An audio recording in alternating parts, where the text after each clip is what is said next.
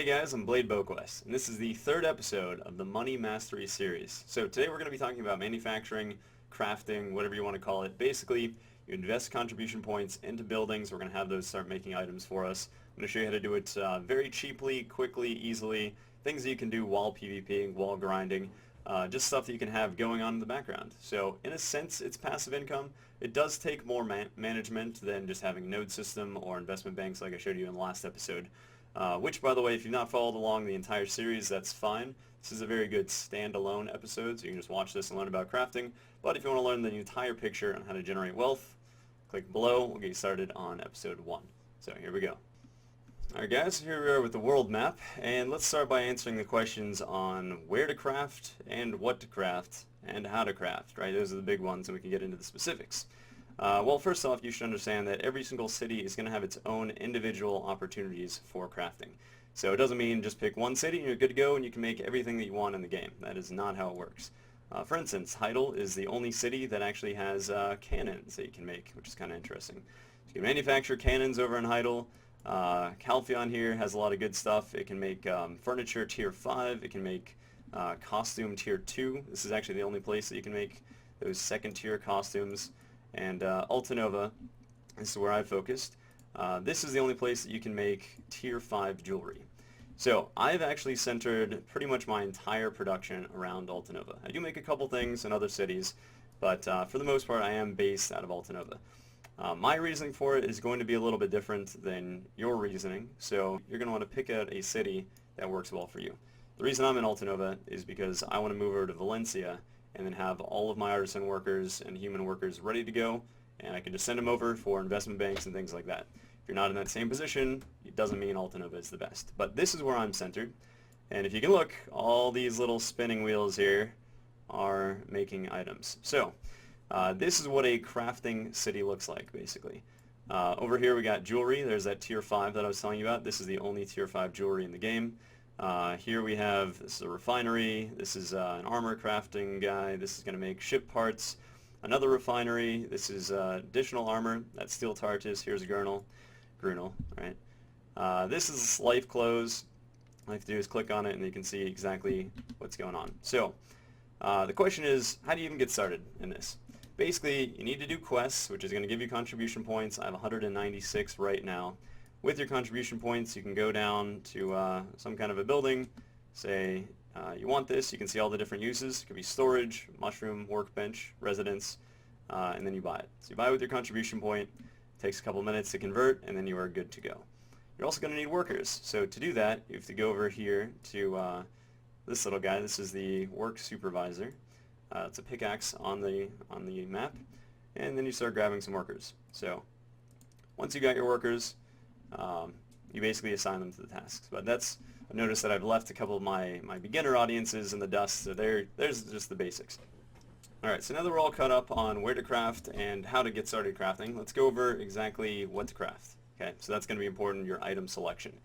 Actually, honestly, there are two things that are even more important than that. Pay attention, this is pretty big. When you are selling an item, okay, so when you are making an item and you've got one for sale and you're good to go, and you've got something like this right here. Okay, so we got a fishing costume that was made. The minimum price right now, not the minimum, but the current lowest on the marketplace is $169,979.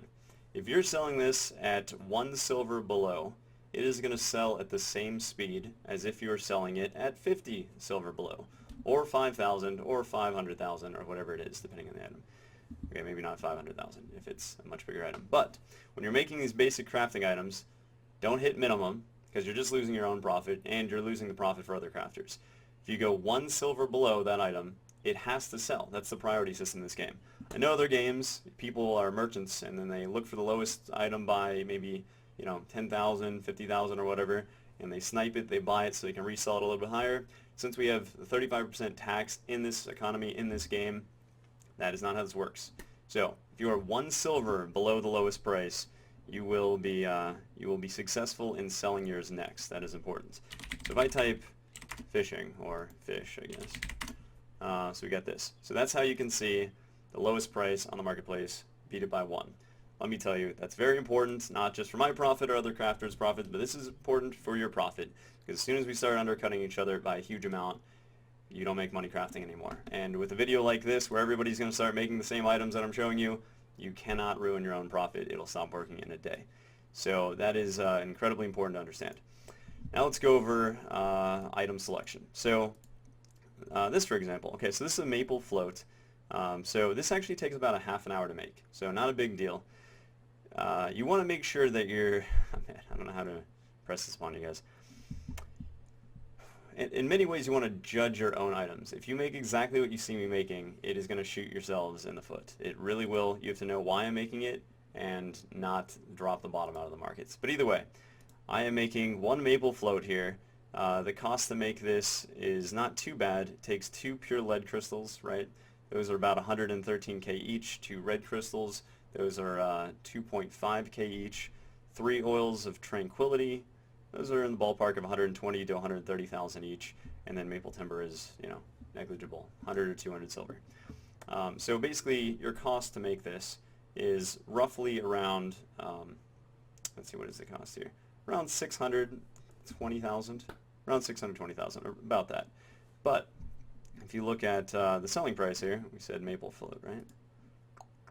Okay, selling price. This is 1.318 million. So 1,318,000 basically. And this is great. This is great. Now the thing is, if I wanted to make this, this would take a half an hour. Does that mean I want to make 48 of these today?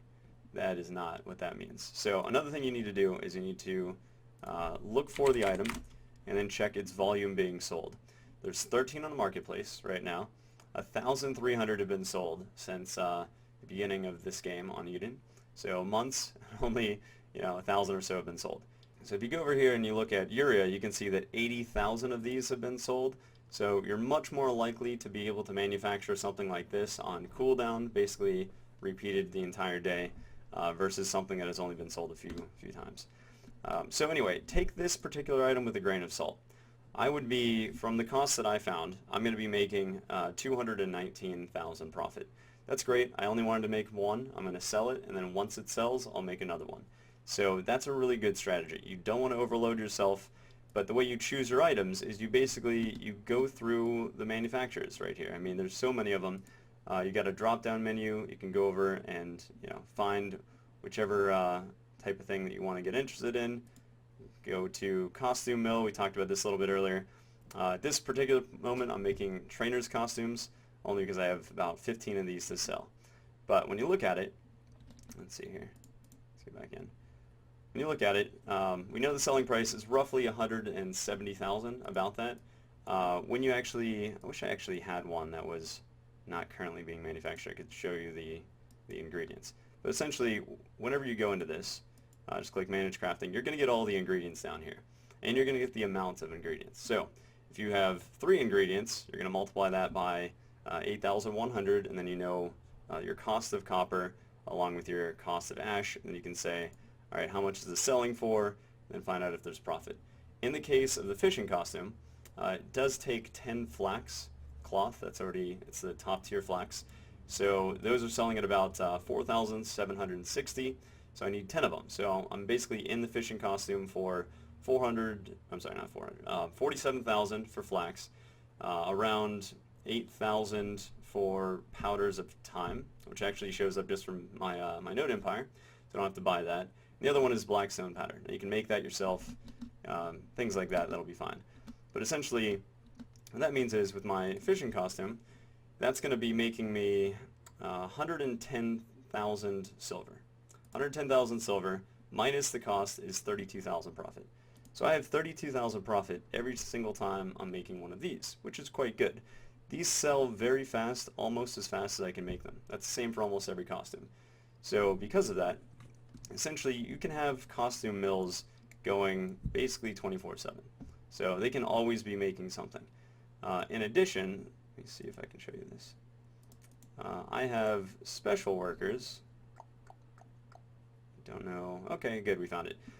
So down here it has life, clothes, production, skill, +1. What that means is it consumes 2 times the ingredients and produces 2 times the result in the same amount of time. So since I would make one of these costumes in an hour and a half, I'm actually making two of those costumes in an hour and a half. So basically I'm getting one every 45 minutes. And one every 45 minutes at a profit of 32,000 is actually getting me over 1,050,000 silver in 24 hours. So that's quite good for basically one little workshop. In this whole city I have 13 different workshops. So you can see how it really does start to stack up pretty well, pretty profitably. Here, for example, this is a Grunel armor. So Grunel is going to sell, these gloves are going to sell for about 280,000. They're always off the marketplace, very high demand item. The reason it's in such high demand is because you often can't get its ingredients. Okay, so I jumped over to Calpheon. Since that was actually already working, it wasn't going to show me the ingredients. Basically what you can do though, if you're just shopping around, this is not a warehouse that I have, you can mouse over it, you can get all the ingredients right there, or you can hit Control and then left click. If you do that, this is going to come up, and then you want to set up a little notepad, spreadsheet, whatever it is. You can see, okay, this is going to take 2 brass ingots. Brass ingots are 9.3 thousand. So you can add up the cost. So brass ingots in this case, let's see, I think I already did the math here for us. Yeah, so if this sells for 280,000, you're going to get back 182,000 after tax, because once you sell something in the marketplace, we have that 35% tax. So you take your selling price, your 1 silver under min, multiply that by 65%, that is going to be the silver you get back. At that point though, you have to find your warehouse, mouse over the stuff just like this, and then subtract all of the cost. So we're going to subtract 18,594 silver in the case of brass. These are always sold off the marketplace, so this goes for max, so we'd subtract our profit there by another 25,200. Blackstone powder, you can buy it for the lowest there at 14.14, and you need 10 of those, so that's going to be about 14,000. Again, we're deducting our costs all the way down. And then black crystals, you can't really buy these, so this would be max cost if you can get your hands on them at all, and that would be 32,340. So what that means is essentially the Gurnal gloves, at the end of the day, once you're making one, is going to make you 27,000. Alright, so why should you get excited about crafting something that's going to give you 27,000? In my very first video I showed you ways to make 27,000 silver in less than 1 minute. So why would you want to spend an hour to make that? Here's why. First of all, if it's 27,000 profit, this is of course assuming that you're buying everything at max cost. But if it's 27,000 profit around every hour, in the course of a day, you're going to get about 500,000. Now that is net profit silver above and beyond if you had to buy everything at cost. But we're not buying everything at cost because this is a money mastery series and they go together. So part 1 was active income. Taught you how to make 4 million an hour with Blackstone powder. Now that was selling it on the marketplace, but here we're consuming it. So what that means is you're going to make your 4 million an hour with your Blackstone powder. Of course prices are different now, who knows how it is. But either way, you're going to make your money, your active income with Blackstone powder, but instead of selling it and losing 35%, you're then consuming it. So you make your profit above and beyond buying every single one of your little ingredients here at the cost in the marketplace. But since most of these items are things that you already know how to make from the other parts of the money making guide, passive income shows you how to get these Blackstone crystals, so you're not buying them off the marketplace, that cost for Gurnal is much lower. Much, much, much lower. So you have your ways of basically translating one item to another, and the reason you do that is to avoid taxes in this game. There is actual tax evasion that you can do in this game. For instance, I showed you why you need that node Lynch Farm Ruins in episode 2, Money Mastery series, right? And you would get something along the lines of 150k net worth. And people commented that I was a fool for selling. Of course, you don't sell it. Why would you sell it? No, that increases your net worth in terms of that's how many traces of savagery that you get. Then you use alchemy. This is what I explained in part 1, or episode 1. And what you would do there is you would take your traces of savagery, and I said that in my hands, every trace of savagery is worth about 40,000 silver. So then you convert it into metal solvents. Now with metal solvents, you can sell them on the marketplace, and you can take your 35% cut, and then you would be making money. You would be. Or you can take your metal solvents and you can consume it, which basically means you're not losing your 35%, you're taking the items and then you're turning it into pure crystals if you have the processing. And then once you make crystals, you could go ahead and sell those crystals, and again, you can make profit. This is after losing another 35%. Or you could take those crystals and put them into something like this. This is the Medaya fishing rod. Right now this is 829,000, 830,000. The cost, you can see, 175 silver, 2 steel bars here, so 9,200 each, 5 zinc crystals, so 101,000 each, monk's branch, 2.2k each, you need 9 of them, and blackstone powder, 1414.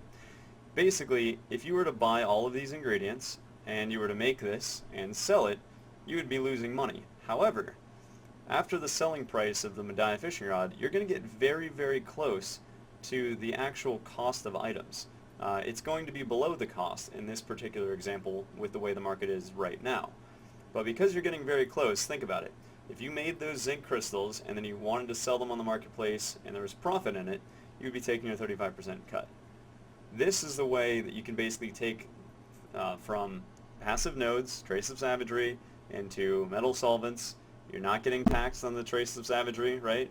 You're not getting taxed on the metal solvents. You're not getting taxed on the pure crystals. You turn it into a fishing rod. Once you sell the fishing rod, sure, there might not be profit in this particular item based off of buying all of the ingredients, but because you pulled them in through your other systems, you're actually able to get full cost without being taxed.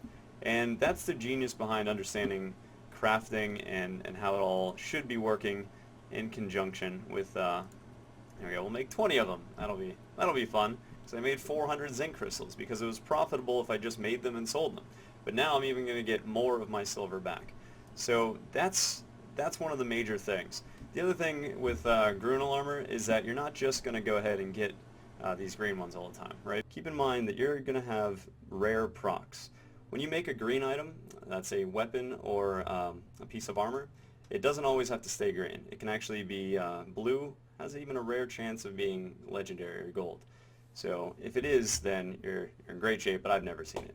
However, these blue procs do happen all the time, and instead of selling this item for 280,000, you're going to start selling these items for 500,000, 600,000, things like that. So this is really the case of you're building your net worth empire brick by brick. So don't ignore crafting. It's definitely worth taking a look at. One big thing is I will switch these items all of the time. I'm not set on, okay, I'm going to make these items and that's it, and I make them for weeks. I never ever do that. I change between which blades I'm going to be making. Sometimes the Uria short sword, sometimes the Uria blade, sometimes the long sword. Any of these are very, very good to just kind of switch through. Steel Tartus, another very good one. But basically what you want to do is just kind of rotate through the items. Okay, so another one that I'm making pretty reliably is sapphire necklaces down here, actually all the way to tier 5. So sapphire necklaces of Storm. So what I basically do here is the exact same thing I mentioned before. You want to find a crafting area that you're not currently manufacturing in, and then you can get the prices, just like I showed you on Grunel armor. But control left click will bring this thing up. I'll show you all the ingredients, I'll show you the prices of the ingredients, and it'll show you the selling price of this. This is selling at 2.7 million right now. So what I did was I basically just went through every single step. It's smart to do that. This is your money.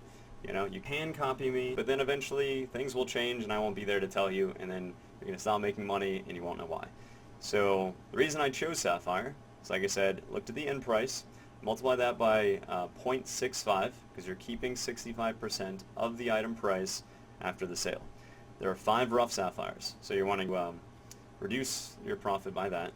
And then same with 5 gold ore, then you go down here. This is going to consume basically the necklace you made before, along with 2 gold shards, and then 1 normal sapphire. You're going to go all the way down here. You're going to find out it's going to consume the tier 2 necklace, and it's going to take a gold ingot and then 2 sapphires. And then further it's going to consume the tier 3, take another gold ingot and 1 resplendent, and the last one is going to take 2 gold crystals, your tier 4 necklace, and then your ocean sapphire.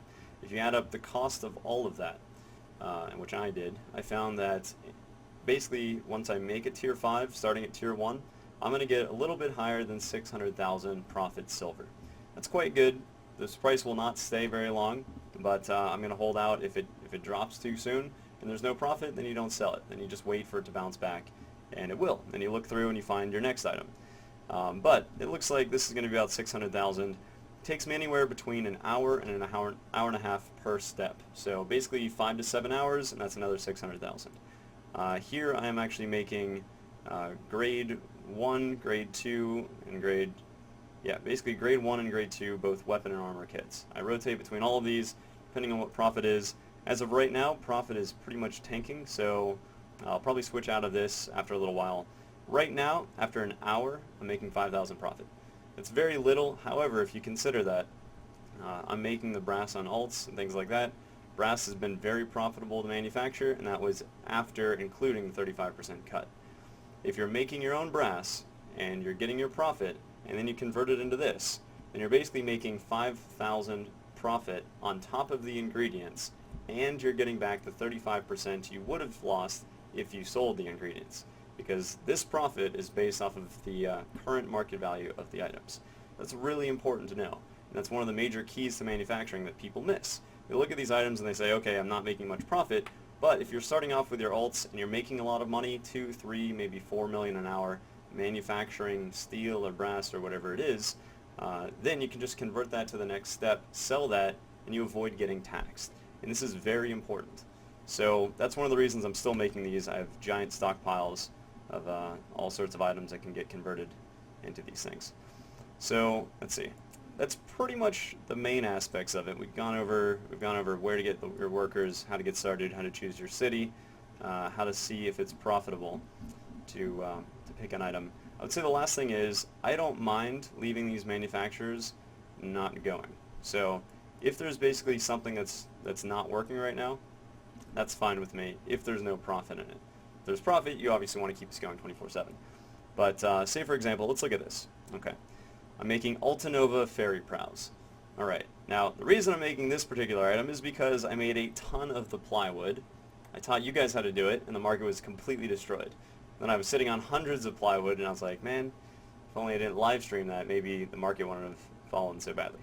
But then there was no way to get any of the tens and tens of dozens of millions, really, back. So I had to find some other use. Now I'm making these ferry prows. I'm coming out 400 silver ahead of the cost. Of course, though, you have to remember that if I just sold the items, I'd be getting 35% less.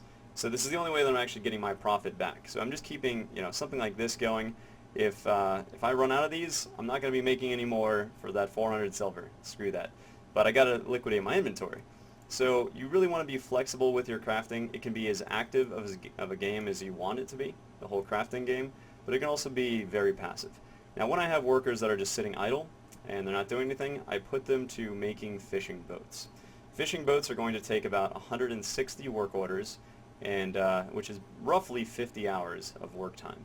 That's 160 beer, it's going to be a lot of resources. You're only going to end up with about 200,000 profit at the end of, like I said, around 50 hours of workers working. However, that's really a good way to keep your workers just doing something. And the reason you want to do that is to keep your guys leveling. So whenever my guys hit level 20, I will basically promote them twice. So this worker over here, this has 2 promotions. He's above level 20. I have a city level 6. That is suspected. It's not confirmed by the game manufacturer, but a lot of very crafting-oriented people believe what I do, and the higher level your city, the better chance of a promotion. So this guy's level 26. I could easily promote him twice, and if he doesn't make his promotions as a skilled worker, I don't keep around the blue workers if they don't have promotions. I'll fire them, I'll get more, and then I'll put them to work. So fishing boats are not a profitable thing to do. It doesn't make any sense to have 50 hours worth of workers making you 200,000. That's just completely crazy. I don't like it when I make 20,000 an hour, let alone 200,000 in 50 hours. So, but you have them working on ships because that way they'll just keep on leveling, and that's important. Same thing with wagons. For a long time I would make merchant wagons. You don't want to make noble wagons unless you double check all of the costs. I've had a lot of friends lose so much money because they think, oh, noble wagons are always sold out. It's a hot item. Let's make it. They're always sold out because it's not profitable to make it. And I helped a friend understand that after about 7 hours of worker time or whatever it was, he was basically losing $250,000 instead of, or that he would have kept if he just sold all the resources, the things to make the item. So make sure that you're going through the formula. Pick your item, take its selling price, make sure there's enough on the market that will sustain you. You know, don't go for something that there's a couple hundred on there and then make 200 more. You're just going to never sell the inventory. Sell it 1 silver under the next price because you're going to be next up. This is not a very capitalistic society in this game, which, you know, is whatever your beliefs on it. It doesn't allow for equal opportunity sellers. It allows for the minimum price seller, which doesn't mean undercut by 100,000. It means undercut by 1, you'll be the next sale. Other than that, you don't have to keep everything manufacturing at all times if there's no profit. Understand that if there is very little profit, but you're making the subcomponents, it is a way for you to avoid that 35% tax. And then again, if your workers are idle, you can find something like fishing boats that take a lot of different workers, a lot of time, and that way you can keep your workers going up as well. And then one day either sell your workers, promote them, and things like that. Alright, so this is basically pretty crafty oriented, so let me show you this as well. Basically, if we go over to Keplen, I think I have one worker hanging out here. Yeah, so this guy. So advanced life clothes production skill. So this is going to be additional processing +3 when making life clothes, as you can see. This is going to consume 4 times the amount of ingredients to make 1 set of life clothes, and then it will make 4 life clothes at a time. This is why you want to be promoting your workers. So with goblins are amazing to run with life clothes because they have no luck factor. You can have the luckiest worker in the world making life clothes, nothing will change. That's also true for jewelry. It's true for wagon parts. It's true for wagons. It's true for ship parts. It's true for ships. It's true for fishing rods. It's also true for ash floats. What that means is it doesn't matter how much luck you have, you're always going to get the exact same product. Now, when you start making weapons, you start making armor, when you're starting to make tools, just mouse over this and you can see, let's see, manage crafting, click on this right here. You may get a lucky shining fluid tool or things like this. So basically you have a chance, if you have high enough luck, to get a lucky tool. And for weapons and for armor, you're going to either, instead of getting a green one, you're going to get a blue or a gold result. So ideally you want your humans making armor, weapons, and tools, and you want your goblins making everything else, and you only want giants if they have a very, very good skill, such as crafting +3 on life clothes, for example. That would be pretty good. Humans +3 in weapons or armor is basically the best you can get, and then goblins, you know, +3 life clothes, pretty much the best you can get. Yep, you guys thought we were going to miss it, but don't worry. There's my face. I know you're looking for it. Alright, so one more quick thing. Doesn't matter where you are in the world. That's why I went to this random location here. If you open your game menu, you have the opportunity to check on your sales. So, and you can check the market price. So if you want to know, what's on the marketplace, you don't have to be at a marketplace. Game menu, and then you can open this from anywhere. You can go and look through your sales. You can say, okay, what have I sold? And just kind of go through it all and say, all right, I sold this, this, this, this. And then when you sell enough, you can just have an alt parked over at a marketplace, switch over real quick. You can do all of your sales, go over to the bank. You can actually activate your marketplace from the bank, relist them real quick, and then go back to grind. And within 5 or 10 minutes, you can manage your entire crafting empire. So that's more or less everything that you need to know for crafting, I would say. Good stuff. Yeah, just buy all of the coal. Oh, you guys are done watching? Alright, good stuff. Well, what'd you think? I shortened it up a lot from my other one, so it was about, 13 minutes or so. Took out a bunch of the annotations. Didn't go over every single thing that I craft because that wasn't the point. As soon as you guys say, oh my god, Blade is making this, this, this, this, and you all start doing it, then that stops helping you. That's not the point. Remember the formula.